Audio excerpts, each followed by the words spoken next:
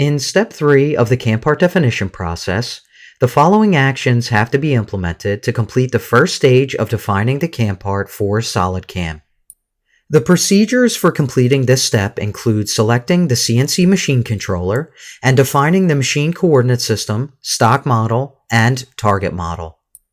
After clicking OK to confirm the CAM part creation and close the new milling part dialog box, the milling part data dialog box is displayed.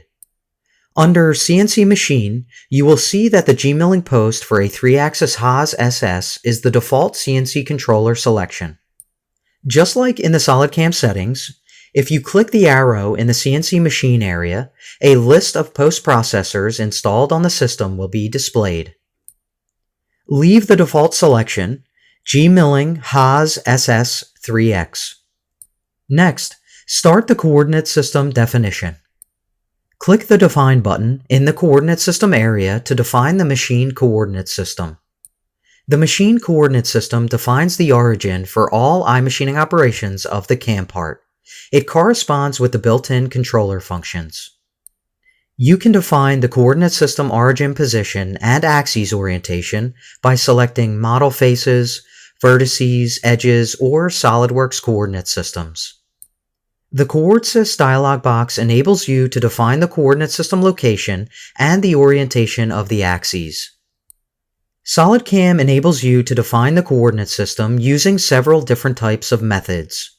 Select face, define, select coordinate system, normal to current view, and by 3 points, associative. Use the Select Face option to define CoordSys and place CoordSys origin to corner of model box. Click on the top face of the stock model in the SolidWorks graphics area as shown. The coordinate system will appear on the top left corner of the model box with the Z-axis normal to that face. Confirm the coordinate system definition by clicking OK at the top left of the CoordSys dialog box. The CoordSys data dialog box is displayed. This dialog box enables you to define the default machining levels, such as tool start level, clearance level, part upper level, part lower level, and tool Z level. Click OK to accept the default Z levels. The CoordSys Manager dialog box is displayed in the Property Manager area of SolidWorks. This dialog box displays the machine coordinate system, Mach1 Position 1.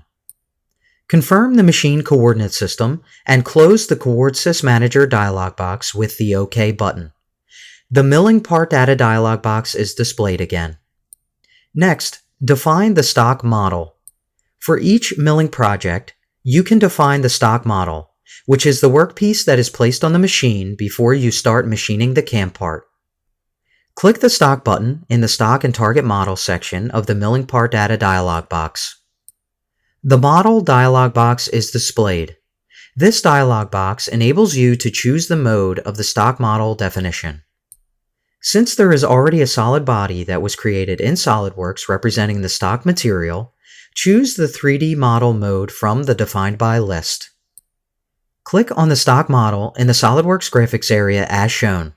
Solid 1 appears in the Type section, and the stock model is defined. Click OK to confirm the stock model definition. The Milling Part Data dialog box is displayed again. Next, define the target model. SolidCAM enables you to define the target model, which is the final shape of the CAM part after the machining. SolidCAM uses the target model for gouge checking in the SolidVerify simulation. Click the Target button in the Stock and Target Model area of the Milling Part Data dialog box. The Model dialog box is once again displayed. Click on the Target model in the SolidWorks graphics area as shown. Just like when defining the stock model, Solid 1 appears in the Type section, and the target model is now defined. Click OK to confirm the target model definition. The Milling Part Data dialog box is displayed once again. At this stage, Step 3 is complete, and the definition of the CAM part is finished for use in SolidCAM alone when using traditional milling techniques. When milling with iMachining in SolidCAM, there is another stage to complete before an iMachining operation can be added to the CAM part, This stage will be covered in the next step. If you have not followed along, apply and practice the procedure shown in this video to complete the first stage of defining the cam part for SolidCAM. Remember, the procedures for completing this step include selecting the CNC-Machine Controller and defining the machine coordinate system, stock model, and target model.